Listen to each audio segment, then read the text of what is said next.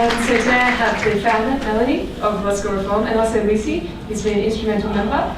And they're going to speak to you about what legal education means, the finding of the report, and how perhaps law school could be reformed. So thank you.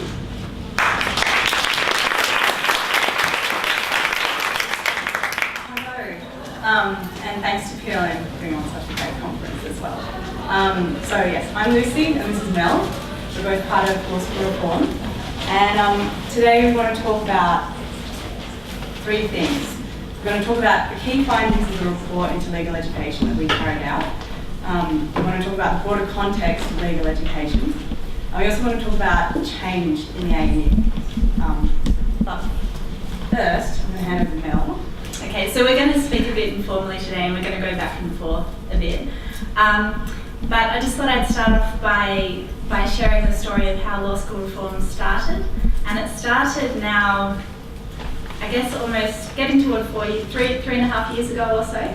I came back after I'd taken a few years off law school. I'd been getting increasingly restless and I guess really, being somebody that sort of was motivated by feeling as well as thinking, I felt that there wasn't much that I was feeling in my classes at law school and I wanted to go and, find that elsewhere. So I was able to go and spend a few years overseas doing field work in various places and volunteering and so on in places like Kenya and in Pakistan. And I came back from that to find that because I'd been gone for so long, most of the people who I'd been studying with for the first few years of law school had graduated, and nearly all of them had gone into corporate law firms, and most of them had been there by that stage for 1 or 2 or 3 years.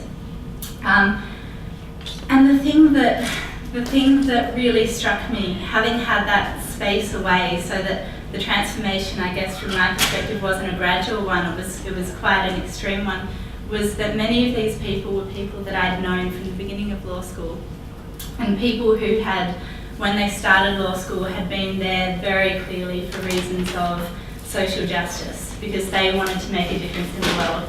And one of my friends I'd worked in a refugee camp with, we'd seen some pretty, profound suffering, and the purpose of her life was that she was going to take on the pharmaceutical companies who were patenting HIV drugs, and that was just absolutely her mission.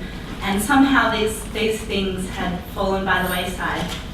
And it wasn't necessarily that my friends' views had changed or that they didn't believe that those things were important. It was more that somewhere along the way they seemed to have become convinced that pursuing these values and these goals just wasn't really an option. That really it was a bit naive to think that you could change the world. It was a bit silly, and what you had to do was do your time, because to really get anywhere, to get skills, to get anything, you had to be a corporate lawyer for a certain period of time. And I thought it was amazing that some of the most privileged, well-educated people in the entire world whose opportunities were in such contrast to the women in Pakistan that I'd been working with, viewed their graduate opportunities as something symbolised by the language of incarceration, this idea that you have to do your time. So I guess that caused me to start questioning, well, what has caused this transformation in all these people? And what are the messages in law school that are convincing people that the goals that they arrive with are unachievable? And I decided to start a Facebook group to which I invited about 20 of my friends, where I just sort of started posing some of these questions and observations. And I was just amazed at the response. Within probably about 3 or 4 days, there'd been about 100 people join this Facebook group. There were, posts on it just taking off every day. And I had arranged a meeting with the head of the law school just to sort of go and have a chat with him, and by the end of the week I was able to show up with pages and pages of posts that people had made.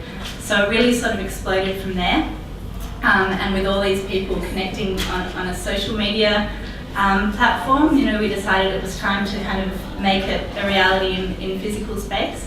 And so I guess what we instinctively felt that we needed to do was probably the first thing that we often do in reform campaigns, which is to show the institution that we had numbers. And so we did a survey of over 350 students, and we'll talk a bit about the results of that. That survey then turned into a forum, because we felt like we needed time for people to actually discuss these aggregated results with each other. And from there we ran a submission process, and ultimately, after a couple of years of these kinds of conversations, it all culminated in this report that we're going to talk about today. So that's how law school reform came to be. Cool. And why is legal education important? So I think the other thing that I saw when I came back from overseas was, you know, I guess I'd had the experience that most of us probably have when we go to developing countries, which is that you don't really know how you are going to make a difference, and it can be, you know, it can be difficult to know that to sort of be working really, really hard on a project, but really the problems are so profound, you've got no idea if you really have the capacity to make any difference to it. But coming back, I could really see how this institution, in which I was an actor, in which I did know how to sort of make some difference, was connected to the problems that I was seeing overseas. It is connected to all of the problems that we've been hearing about today, because, for example, when you have a curriculum and a culture that says being a lawyer means being a corporate lawyer, it means doing your time.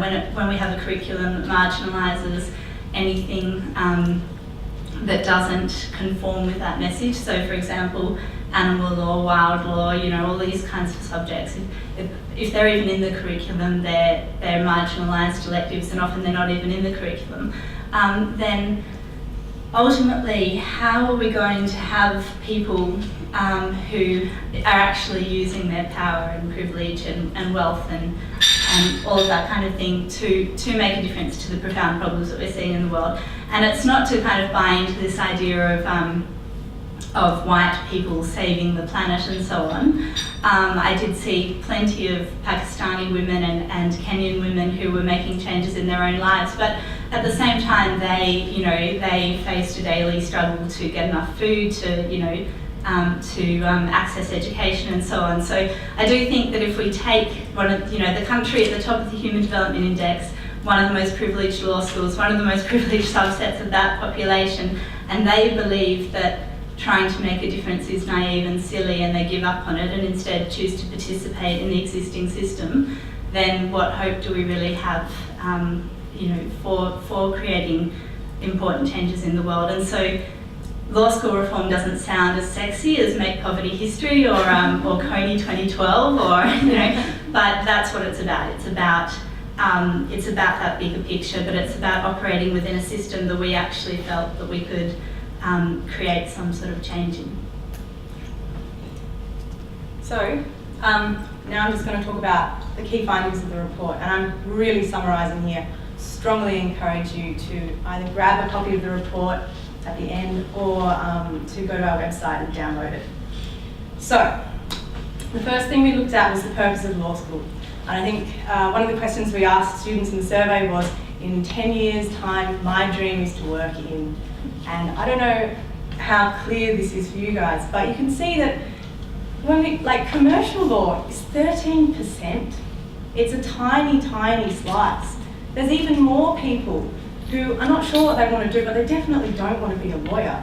And other is a gigantic section. So, I mean, law schools often have this very professional focus. We're going to train you to be lawyers. But we need to question this assumption when so many students want to do other things with their law degrees. The other really interesting thing is that the motivations for undertaking a law degree, there's in the qualitative responses and in submissions, there's such a strong line about wanting to make a difference in your community, wanting to do something for the public good. I mean, there was lots of comments as well about, it's prestigious, you'll be a good earner, but this focus on community and the public interest is also there really, really strongly, and I think often university administrators sort of forget about this. So the other major finding of the report, we looked at the how of legal education. So we looked at how it's taught, what's taught, and how it's assessed. And at its broadest, because there's a lot of detail here, we basically found that the dominant method, which is a doctrinal approach, so looking at the technical aspects of the law, delivered through mass lectures, and the major assessment being individual examination, is basically ineffective. And you can see that by the time, what this graph illustrates, is that by the time people get to 5th year, they no longer believe that going to class or doing readings actually has that much bearing on how well they're going to achieve. And I mean, from my experience, I have to say this is true. There were courses where I did as much of the reading as I could. I wrote my own summary, I think I bound, and I would get the same kind of marks for that course as I would for one where I'd stolen the summary of someone 3 years ahead of me and just, you know, sort of read up on it and crammed about a week before. So yeah, so there's a massive problem there. The other thing that you find happening in sort of the how of legal education is that this doctrinal approach, the technical aspects of the law, what is the law, what are the rules, the focus on that kind of knowledge is so strong that you end up having all other kinds of knowledge, a feminist, a critical perspective on the law, the history of the law, the economics of the law, the political situation in which the law was developed. Those perspectives get completely marginalised. They're pushed to the bottom of the pile and are considered knowledge, but not valid knowledge. The only valid knowledge, the only knowledge that demonstrates your real intelligence or is real legal knowledge, is that kind of black letter technical stuff. And I mean, it sort of feeds back to the point that was being made on the people panel about how you get these lawyers who don't understand the history of, you know, Aboriginal people in this country. And how are they meant to actually, how is any lawyer meant to really help their client if they have no understanding of the context in which their client exists? So yeah, that's another really massive problem.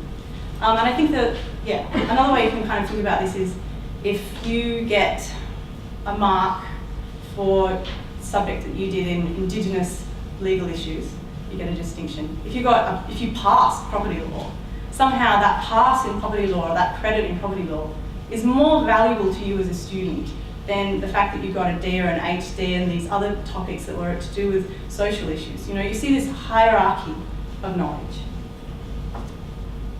The other major finding is about well-being, and I don't want to hammer on about this because, as all of you know, or at least I hope you know, lawyers and law students have, they're so vulnerable to mental health problems.